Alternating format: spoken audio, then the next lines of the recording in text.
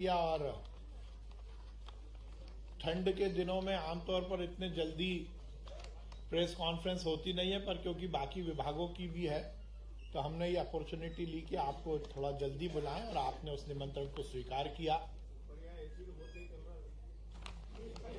ये परीक्षा है थोड़ी, ये भी पता लगे, नहीं तो आप हो सकता क्वेश्चन ये पूछो कि एसी चलता है नहीं चलता। एसी बंद कर दो भाई। डॉक्टर मोहन यादव जी की सरकार के 2 वर्ष पूर्ण हुए हैं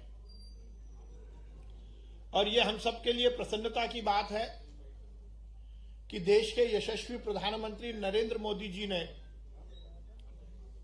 दुनिया के सबसे बड़े लोकतंत्र, जिसमें हम फेडरल सिस्टम के माध्यम से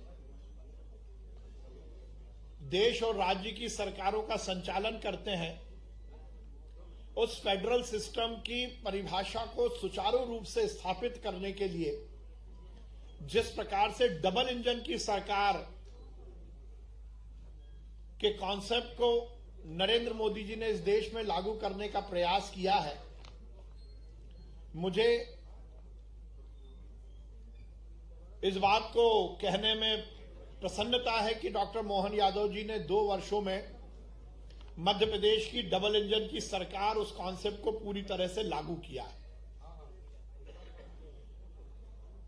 जिस प्रकार से नरेंद्र मोदी जी ने देश में विकास और कल्याण को आगे बढ़ाया, हर सेक्टर के कल्याण के लिए ज्ञान का मंत्र दिया, गरीब, अन्नदाता, युवा और नारी, ये 4 जाति उन्होंने कही और उन 4 जाति के कल्याण के लिए सरकार की विभिन्न योजनाओं को देश में लागू किया।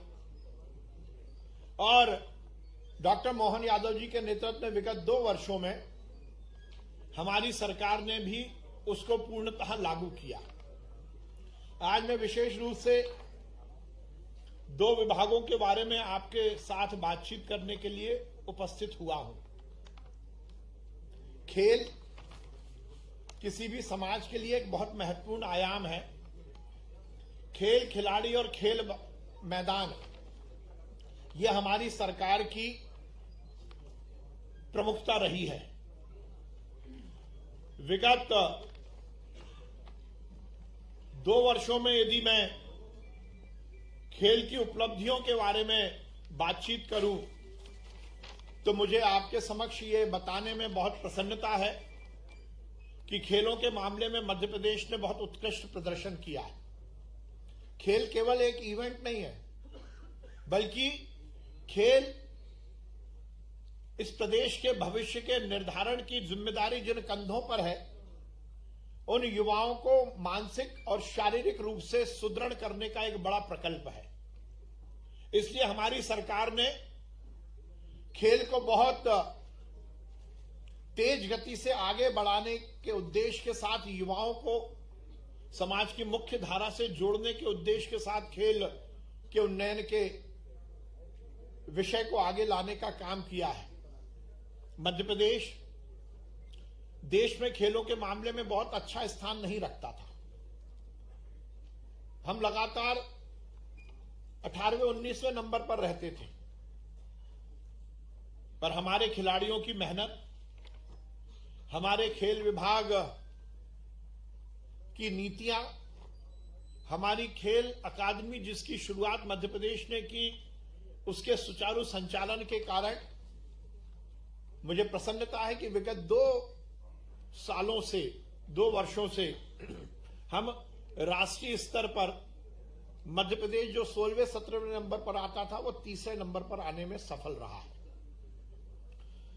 और यदि मैं अंतर्राष्ट्रीय स्तर पर हमारे खिलाड़ियों के प्रदर्शन की बात करूं तो 2024 के पेरिस ओलंपिक में हमारे 2 खिलाड़ियों ने सहभागिता की। हमारे हॉकी के सुपरस्टार विवेक सागर जी उस टीम के सदस्य थे जिसने कांस्य पदक जीता और वो विजेता के रूप में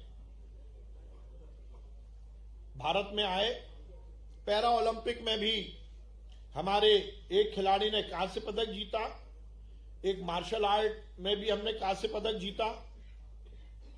हमने खेलो इंडिया यूथ गेम में कुल 29 जो 2024 में तमिलनाडु में आयोजित हुआ उसमें कुल 29 पदक अर्जित किए। हमने लगातार राष्ट्रीय स्तर पर खेलों की सभी प्रतियोगिता में बहुत अच्छा स्थान अर्जित किया। इंटरनेशनल लेवल पर भी हमने अनेक पदक जीते। शूटिंग की एशियन चैंपियनशिप में हमने कुल 17 पदक जीते, जिसमें 12 स्वर्ण, 3 रजत और 2 कांस्य है। खेलो इंडिया वाटर स्पोर्ट्स कार्निवल जो श्रीनगर में हुआ उसमें हम देश में प्रथम स्थान पर आए। नेशनल कैनो स्लालम चैंपियनशिप में हमने महिला टीम ने रजत पदक जीता। हमने लगातार अंतर्राष्ट्रीय पदक जीतने का कीर्तिमान स्थापित किया। हमने ये भी सुनिश्चित किया कि हम हमारी खेल संरचनाओं का उन्नयन करें और उसके लिए लगातार हमने अलग अलग स्थान पर खेल संरचनाओं के निर्माण और जो हमारी एग्जिस्टिंग खेल संस्थाएं हैं उनको के उन्नयन के लिए कार्यक्रम आयोजित किए। खेल में बहुत महत्वपूर्ण है कि कोचेस की सुचारू व्यवस्था हो, तो हमने अंतर्राष्ट्रीय स्तर के कोचेस की भी यदि जरूरत थी तो उसको भी हमने मध्य प्रदेश में लाने का काम किया। हमने वैसे तो खिलाड़ी को सबसे बड़ा सम्मान उसका पदक होता है, पर उसके साथ साथ सरकार की जिम्मेदारी है कि यदि खिलाड़ी अच्छा पदक जीते तो उसको सम्मान निधि दी जाए। तो राज्य स्तर पर जो प्रतियोगिताएं हुई उसमें हमने लगभग 1375 खिलाड़ियों को 116 लाख रुपए की प्रोत्साहन राशि दी। राष्ट्रीय स्तर पर 288 खिलाड़ियों ने जो पदक जीते उसमें लगभग 153 लाख की हमने प्रोत्साहन राशि दी। अंतर्राष्ट्रीय प्रतियोगिता में हमने 51 खिलाड़ियों को लगभग 37 लाख रुपए की प्रोत्साहन राशि दी। पेरिस ओलंपिक 2024 में के जो हमारे खिलाड़ी थे उनको लगभग 300 लाख की प्रोत्साहन राशि दी। ओलंपिक प्रतिभागियों को भी हमने प्रोत्साहन राशि दी। हमने खेल संघों को भी प्रोत्साहन राशि दी। हमने लगातार, जैसा मैंने कहा कि विगत 2 वर्षों में खेल संरचनाओं का उन्नयन किया। भोपाल में अंतर्राष्ट्रीय स्तर का हमने नाथू बरखेड़ा में जो स्पोर्ट्स कॉम्प्लेक्स हम बना रहे हैं उसमें लगभग हम 985 करोड़ रुपए का ये नाथू बरखेड़ा में हम खेल परिसर बना रहे हैं जो अंतर्राष्ट्रीय स्तर का होगा और आगे अंतर्राष्ट्रीय स्तर की प्रतियोगिताएं हम भोपाल में आयोजित करेंगे। हमने 16 हॉकी टर्फ निर्मित कराए हैं, अभी 4 निर्माणाधीन हैं। अंतर्राष्ट्रीय स्तर के हमने 7 एथलेटिक ट्रैक बनाए हैं। हम प्रदेश भर में और भी संरचनाओं का उन्नयन कर रहे हैं। हमने कुछ नवाचार भी किए हैं। हमारे देश के प्रधानमंत्री नरेंद्र मोदी जी और मुख्यमंत्री जी का ये लक्ष्य है कि फिटनेस पर हम ध्यान दें, तो हमने फिट इंडिया क्लब के माध्यम से समाज में शारीरिक, मानसिक और स्पिरिचुअल, आध्यात्मिक फिटनेस पर हम काम कर रहे हैं। एक अच्छा मॉडल हमने देश में पहली बार मध्य प्रदेश में शुरू किया है, वो हम लगभग हर जिले में लेके जा रहे हैं। हमने पार्थ योजना शुरू की, police and army recruitment and training house के नाम से हमने ये प्रतियोगिता, ये योजना की शुरुआत की और पुलिस और आर्मी में जो युवा दाखिल होना चाहते हैं उनकी हमने ट्रेनिंग की व्यवस्था की। हमने एक बड़ा विषय रहता है खिलाड़ियों की भविष्य को लेकर, उनके रोजगार से संबंधित। मध्य प्रदेश की सरकार कमिटेड है हमारे खिलाड़ियों को शासकीय नौकरी या फिर उनके रोजगार के नए अवसर सृजित करने के लिए। विगत दिनों हमने 28 हमारे विक्रम अवार्डी जो खिलाड़ी हैं उनको सरकारी नौकरी दी है। मध्य प्रदेश में पुलिस में भी स्पोर्ट्स कोटा में लगभग 10 एसआई और 50 कांस्टेबल की नियुक्ति की योजना सरकार ने बनाई है। हम, जैसा मैंने कहा कि हम लगातार खेलों के उन्नयन के लिए काम कर रहे हैं। हमने ये निश्चित किया है कि हम आगे आने वाले समय में ये सुनिश्चित करेंगे कि हम खेल संरचनाओं में देश में नंबर 1 पर आए। और माननीय मुख्यमंत्री जी ने एक बड़ा निर्णय लिया है। मुख्यमंत्री युवा शक्ति मिशन के माध्यम से हम मध्य प्रदेश की हर विधानसभा में कम से कम एक खेल परिसर बनाएंगे। ये एक हमारी बड़ी घोषणा है। और ये खेल परिसर मल्टी यूटिलिटी होगा, जहां एक और यहां पर खेल की गतिविधियां होंगी, इंडोर और आउटडोर स्टेडियम, आउटडोर व्यवस्थाएं होंगी। तो उसके साथ साथ युवाओं के एक्टिविटी के लिए भी हम वहां पर एक युवा मिशन की भी शुरुआत करेंगे। और उसके साथ ही हम मध्य प्रदेश के मुख्यमंत्री जी ने जिस प्रकार से एयर एम्बुलेंस की संपूर्ण प्रदेश में व्यवस्था की है, और बहुत जगह हमें ये देखने को मिलता है कि हेलीकॉप्टर के उतरने या उसके उड़ने की व्यवस्था नहीं है, तो वहां पर उन स्टेडियम्स में हम हेलीपैड भी बनाएंगे। उसके साथ ही हम मध्य प्रदेश में स्पोर्ट्स टूरिज्म को लेकर बड़ा काम करने वाले हैं। और यदि ये व्यवस्थाएं ठीक होती हैं तो मध्य प्रदेश की जीडीपी में स्पोर्ट्स डिपार्टमेंट का एक बड़ा योगदान रहेगा। हम पीपीपी मॉडल पर भी आगे आने वाले समय में स्पोर्ट्स की गतिविधियां संचालित करने की हम योजना बना रहे हैं। आप सबको ज्ञात है कि माननीय प्रधानमंत्री जी के आह्वान पर विचारपुर, जिसको माननीय प्रधानमंत्री जी ने मिनी ब्राजील का नाम दिया, उसके खिलाड़ियों को, उनकी बेटियों, वहां की बेटियों को जर्मनी में हमने नॉलेज गेन करने के लिए भेजा था। इस तरह से हम और जगह भी हमारी जो व्यवस्थाएं उसको आगे बढ़ाएंगे। हमने एक विचार और किया है जो कि मध्य प्रदेश के खेलों के विकास के लिए मील का पत्थर साबित होगा।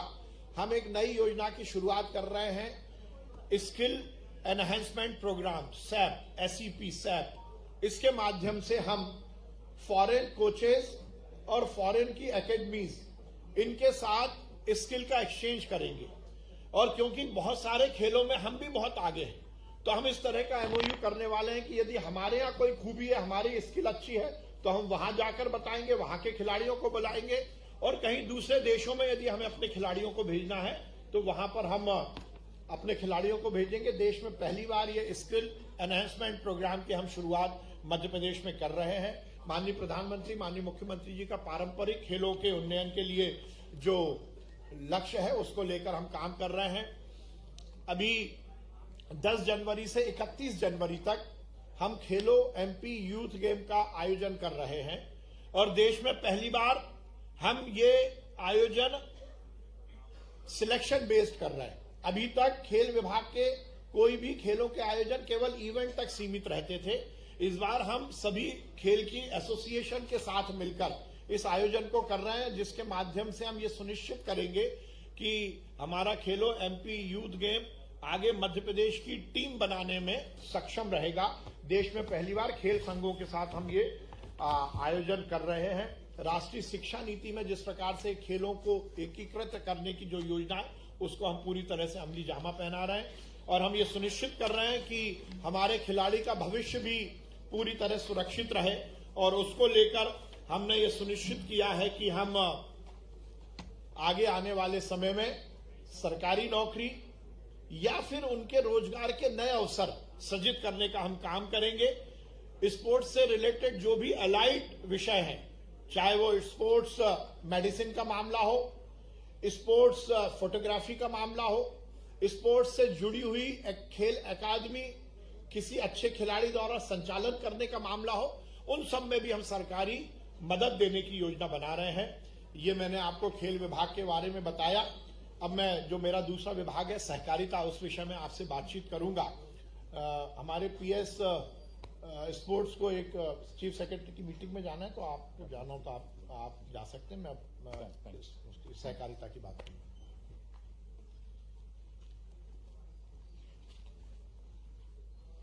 हमारे देश के यशस्वी प्रधानमंत्री नरेंद्र मोदी जी ने सहकारिता को लेकर देश में बहुत काम किया है। इसीलिए इसी मंतव्य के साथ उन्होंने देश के इतिहास में पहली बार सहकारिता एक अलग विभाग बनाया और अमित शाह जी को सहकारिता मंत्री के रूप में उन्होंने ये जिम्मेदारी दी है। सहकारिता के उन्नयन के लिए सहकारिता के माध्यम से समाज में आर्थिक उन्नयन, रोजगार के नए अवसर सृजित करने की हमारी योजनाओं पर हम काम कर रहे हैं। वैसे तो सहकारिता बहुत पुराना विषय है, आदि अनादि काल से सहकारिता चलता आया है, पर मध्य प्रदेश में डॉक्टर मोहन यादव जी के नेतृत्व में हम लगातार सहकारी आंदोलन को मजबूत कर रहे हैं। ये बात सही है, इस मंच से मुझे कहते हुए कहीं संकोच नहीं कि जब सहकारिता की बात आती है तो बहुत सारे प्रश्न चिन्ह लगते हैं। हमने उन सब प्रश्न चिन्हों को समाप्त करने के उद्देश्य से ये सुनिश्चित किया है कि ये पूरा सहकारी आंदोलन पारदर्शिता की तरफ जाए। और हमने पहली बार देश में एक बहुत अच्छा प्रयोग किया और ये सुनिश्चित किया कि हमारे जितने भी अब सहकारी संस्थाओं से जुड़े हुए रिक्रूटमेंट हैं, जो नई भर्तियां हैं, वो हम ये सुनिश्चित करेंगे कि वो आईबीपीएस के माध्यम से हो। आईबीपीएस देश की वो संस्था है जो कि सुचारू रूप से रिक्रूटमेंट करती है। विगत दिनों हमने हमारे जिला बैंकों में, हमारे एपेक्स बैंक में आईबीपीएस के माध्यम से नियुक्तियां की और आगे आने वाले समय में हम 2000 पदों के लिए भी आईबीपीएस का कल या परसों में उसका एडवर्टीजमेंट आने वाला है और हम ये सुनिश्चित करेंगे कि हमारे सभी अब रिक्रूटमेंट आईबीपीएस के माध्यम से हो। ह्यूमन रिसोर्स के रिक्रूटमेंट तक ही नहीं, उसकी भर्ती तक ही नहीं, हम बहुत सुचारू रूप से उसकी ट्रेनिंग पर काम कर रहे हैं। हम देश के और प्रदेश के शायद पहले विभाग हैं जिसने मिशन कर्मयोगी में 100% सैचुरेशन किया है। हमारे विभाग के हर अधिकारी ने मिशन कर्मयोगी की ट्रेनिंग ली है और कम से कम 3 ट्रेनिंग प्रोग्राम को उन्होंने अपनाया है। ये एक बड़ी उपलब्धि है।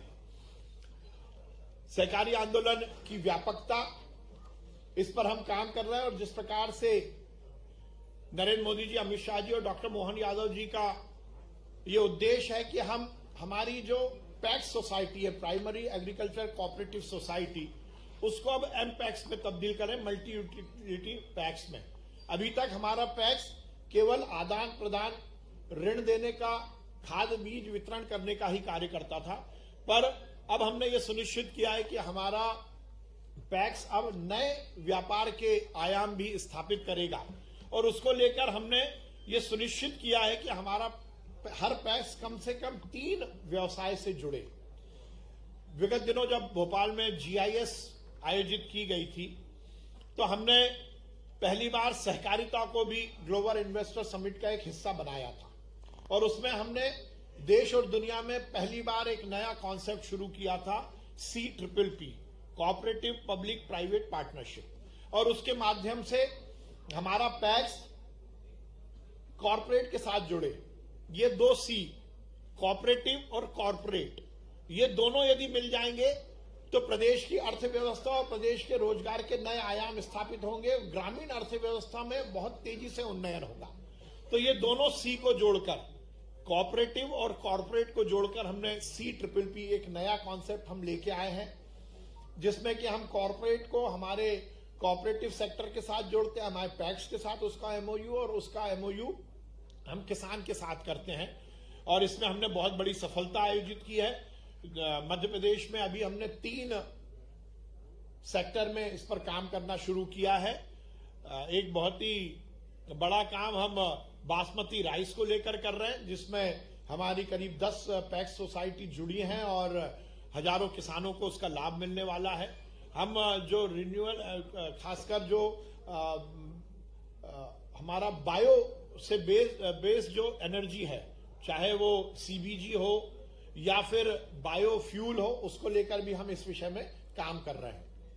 हम दुग्ध मूवमेंट को मध्य प्रदेश में बहुत तेज गति से आगे बढ़ाना चाहते हैं और इसीलिए हमने विगत दिनों NDDB के साथ जो दुग्ध संघ का MOU किया था, उसका बहुत ही सार्थक और सफल हमारा प्रयोग सिद्ध हुआ है। हम ये सुनिश्चित कर रहे हैं कि मध्य प्रदेश के हर पंचायत में हम कम से कम 1 पैक्स का निर्माण करें। वैसे हमारा हर पंचायत पैक्स से कवरेज में आया है, पहले से ही है, पर उसमें और ज्यादा हम व्यापार के अवसर सृजित कर सकें, इस पर हम काम कर रहे हैं। खेती लाभ का धंधा बने, उसको लेकर प्रधानमंत्री जी, मुख्यमंत्री जी का बहुत जोर है और यदि हम खेती को फायदे का धंधा बनाते हैं तो उसमें 4-5 एलिमेंट हैं। उसमें सिंचाई बहुत बड़ी बात है, उसकी सॉइल टेस्टिंग और सॉइल की जो स्वास्थ्य है उसको लेकर काम हो, फर्टिलाइजर ठीक ढंग से मिल सके, पर उसके साथ साथ बीज एक बहुत बड़ा एलिमेंट है। हमने ये सुनिश्चित किया है कि हम सहकारी क्षेत्र में बीज को लेकर एक बड़ा आंदोलन शुरू कर रहे हैं। हमारा बीज संघ जो काफी दिनों से काम कर रहा था, पर अब हमने उसमें नए कलेवर के साथ काम करने का निर्णय लिया है और हमने चीता एमपी चीता ब्रांड बीज की शुरुआत की है। और एमपी चीता ब्रांड बीज शायद अब देश में हम नंबर 1 पर पहुंचेंगे। जिस प्रकार से अमूल दूध के मामले में देश में लीड करता है, आगे आने वाले समय में बीज के मामले में हमारा बीज संघ एमपी चीता ब्रांड बीज के रूप में काम करेगा। हम, जैसा मैंने कहा कि पारदर्शिता हमारा एक बहुत मुख्य आयाम है। विगत दिनों हमने ये सुनिश्चित किया कि हमारा पैक्स 100% कंप्यूटराइज्ड हो। और यदि पैक्स के कंप्यूटराइजेशन की हम बात करते हैं तो केवल कंप्यूटर लगना ही नहीं, वो रियल टाइम कंप्यूटर से काम करे।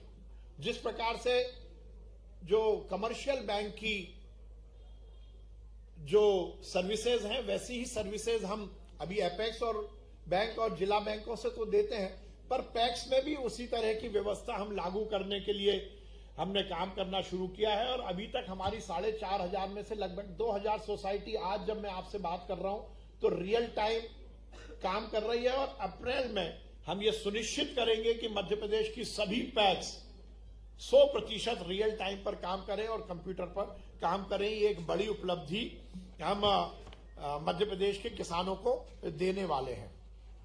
आगे आने वाले समय में हम हमारी 2 विषय बहुत महत्वपूर्ण है कोऑपरेटिव को लेकर। बहुत बार हमने ये देखा है कि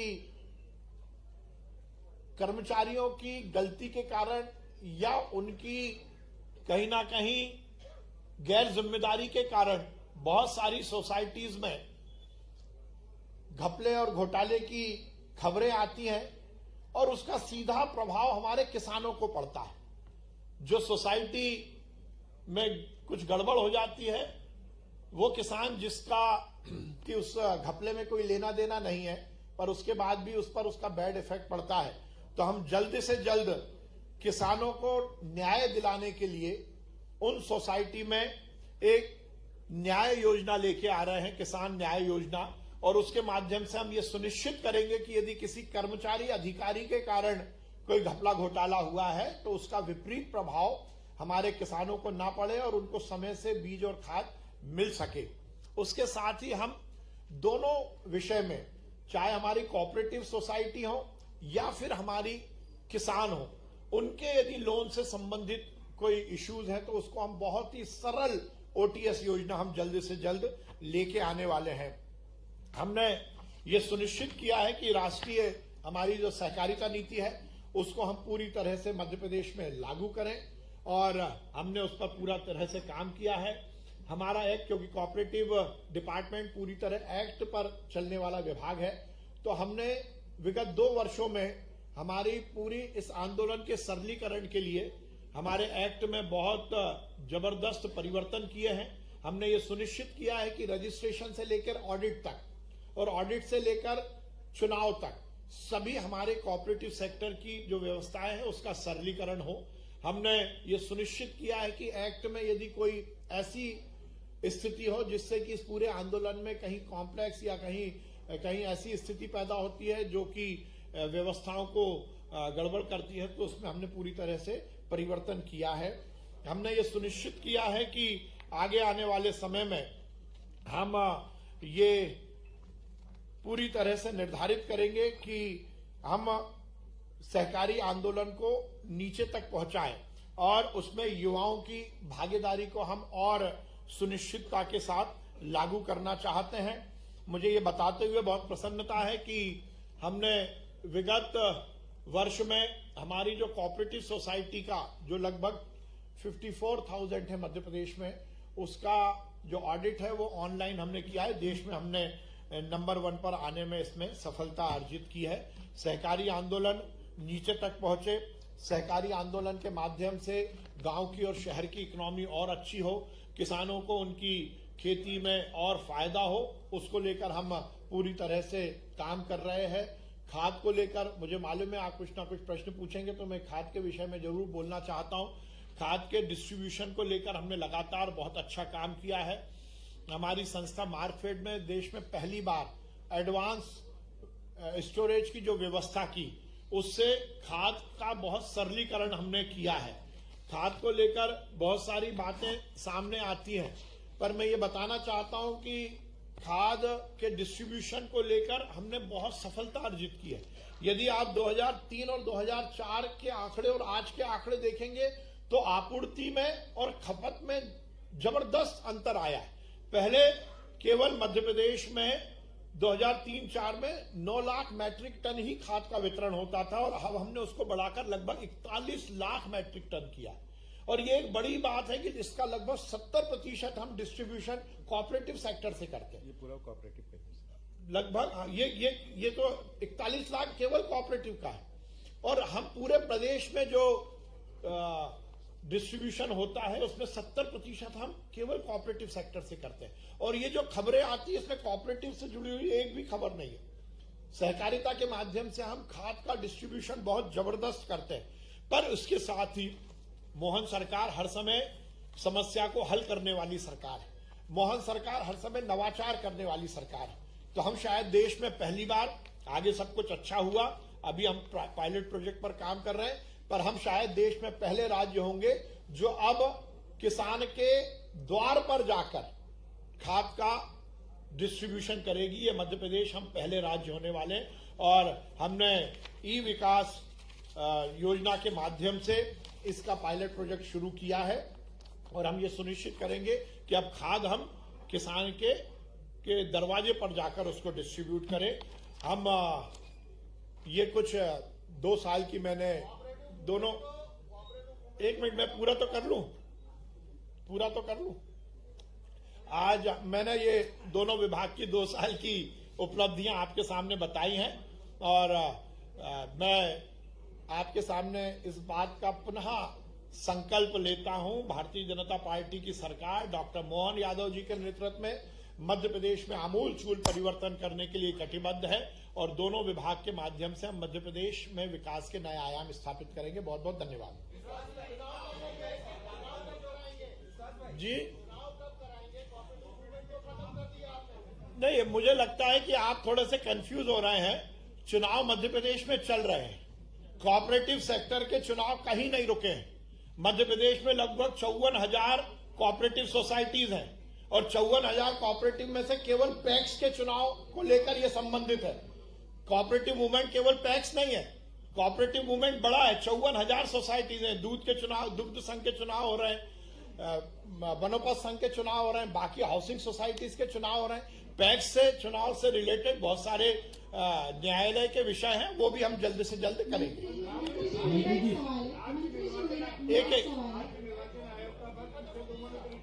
जल्द से जल्द उसमें नियुक्ति होने वाली।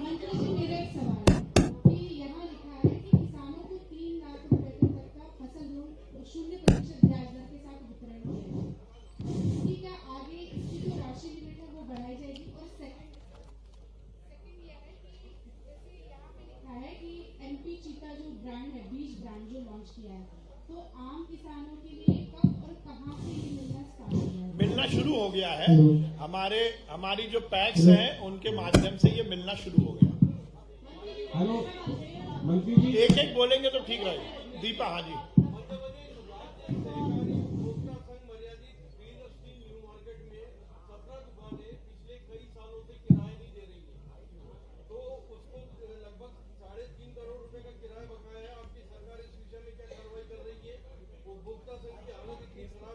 देखिए, ये आपने बहुत अच्छा प्रश्न किया है और केवल उपभोक्ता संघ की बात ही नहीं कर रहा। विगत दिनों हमने ये सुनिश्चित किया है कि सहकारिता से जुड़े हुए हमारे जो भी इंफ्रास्ट्रक्चर हैं उनकी हम पूरी तरह से आकलन कर रहे हैं, उनका ऑडिट कर रहे हैं और ये सुनिश्चित कर रहे हैं कि हमारी जो भी संपत्ति है उसका हम सदुपयोग करें। और इस तरह से यदि कोई जगह ऐसी है जिस पर कब्जा है तो उसको हटाने के हमने निर्देश दिए।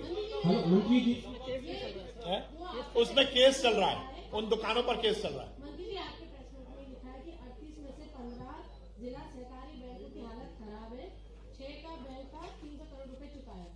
नाबार्ड ये लिख के दे चुका है कि 11 बैंक है उनको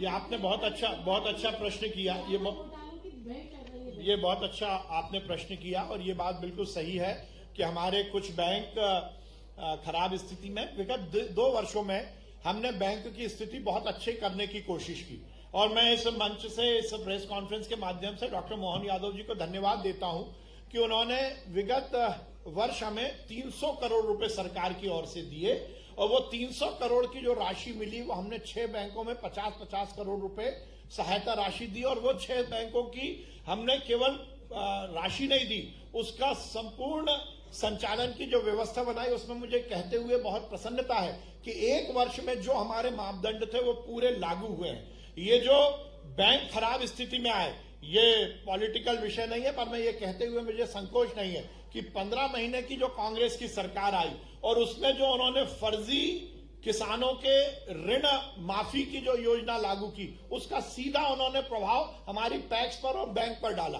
और उसके कारण हमारी पूरी व्यवस्थाएं खराब हुई है। पर ये डॉक्टर मोहन यादव जी की सरकार है। मैं आपको विश्वास दिलाता हूं कि अगले 2 वर्षों में हम संपूर्ण बैंकों को सुचारू कर देंगे। मंत्री जी इधर से आपको 2 वर्ष की बहुत बहुत बधाई और 29 तारीख को आपका जन्मदिन है उसकी भी बहुत बहुत बधाई। धन्यवाद। आप खेल मंत्री भी हैं। Happy birthday. स्कूल में जो खेल मैदान खत्म किए जा रहे हैं, जैसे अपने कमला नेहरू सुभाष स्कूल है, तो क्या आप स्कूल शिक्षा विभाग से इस पे कोई चर्चा करेंगे कि खेल मैदान को बिल्डिंग के लिए खत्म न किया जाए? देखिए, आपने अच्छा प्रश्न किया है।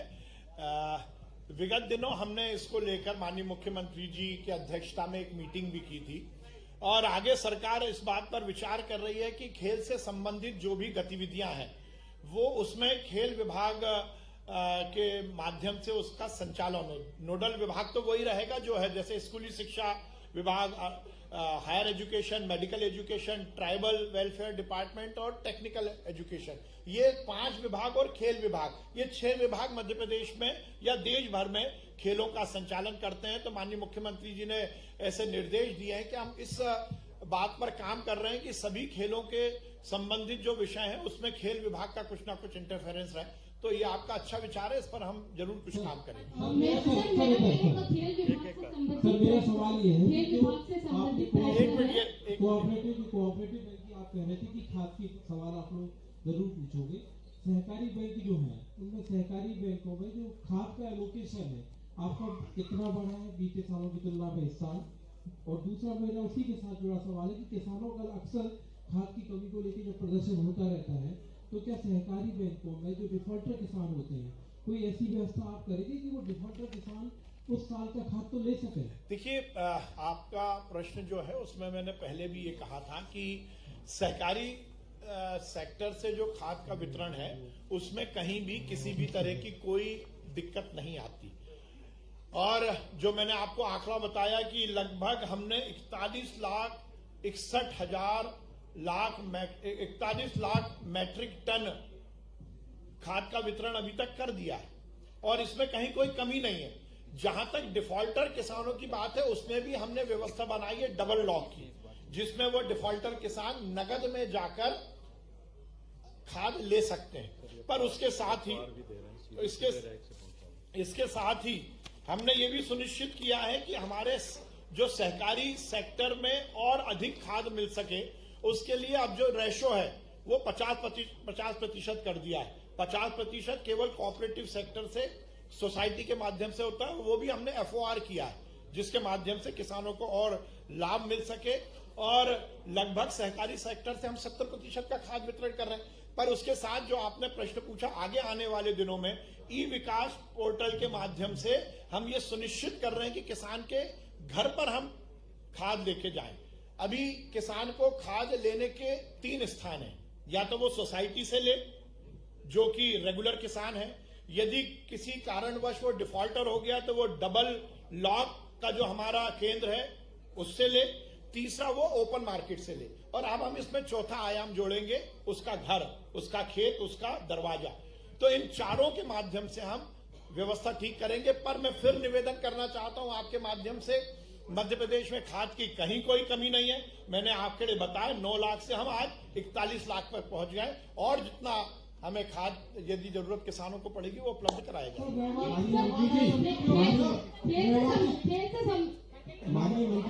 संबंधित प्रश्न है मेरा। आपने कहा मध्य प्रदेश की स्थिति सुधरी है, यकीनन सुधरी है। 18-19 के नंबर पर आता था, अब वो टॉप 5 में आने लगा है। लेकिन एक कमी हमेशा से रही है कोच की, क्योंकि एकेडमिक्स हो या सरकारी हो या दूसरे इंस्टीट्यूट से रहे, कोच नहीं मिल पाते हैं और इसकी वजह से हमारे यहाँ टैलेंट का माइग्रेशन होता है। उसको एड्रेस करने देखिए, हमारे यहाँ हर तरह के कोचेस हैं। मैंने अपने वक्तव्य में ये बात कही भी थी कि हमने इंटरनेशनल कोचेस की भी व्यवस्था की है और हम जो अब सैप शुरू करने वाले हैं, स्किल एनहेंसमेंट प्रोग्राम, उसके माध्यम से हम ये सुनिश्चित करेंगे कहीं भी कोचेस की कोई दिक्कत ना आए।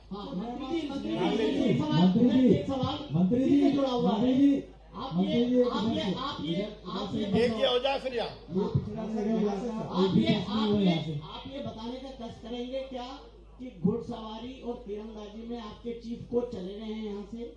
नंबर 1। नंबर 2, पार्क योजना जो थी आपकी, उस पार्क योजना के अंदर 7 मुख्यालय में आपने पार्क योजना चालू की है, जिसके अंदर फिजिकल और रिटर्न 2 काम आपने चालू किए।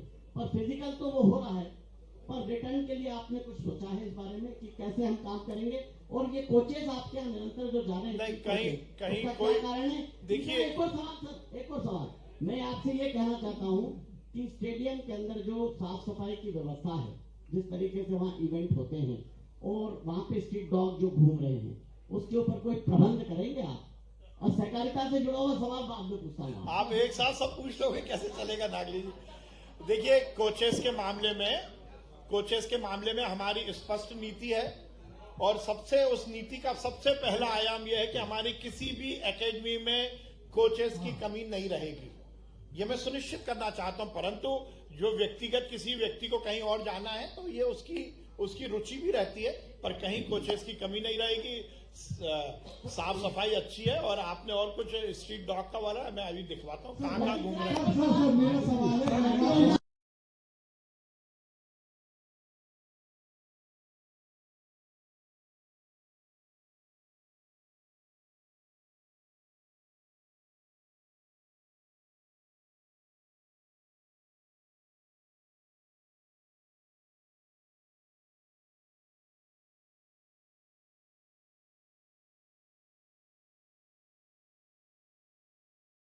सरस्वती जी, हमने एक्ट में परिवर्तन किया है। अब नई हाउसिंग सोसाइटी का पंजीयन प्रकोष्ठ अधिनियम के तहत होना है और वो एसडीएम के माध्यम से होना है, कोऑपरेटिव की तरफ से नहीं। उसमें हमने एक्ट में परिवर्तन कर दिया। एक सहकारिता से सवाल है सर।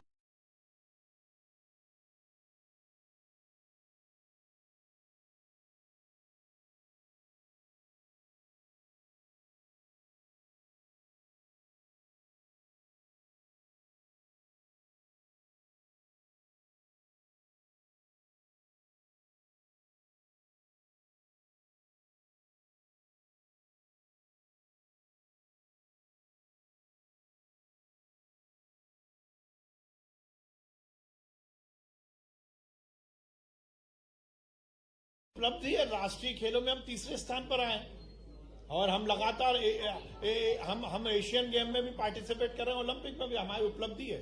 चलिए, बहुत धन्यवाद आप सब।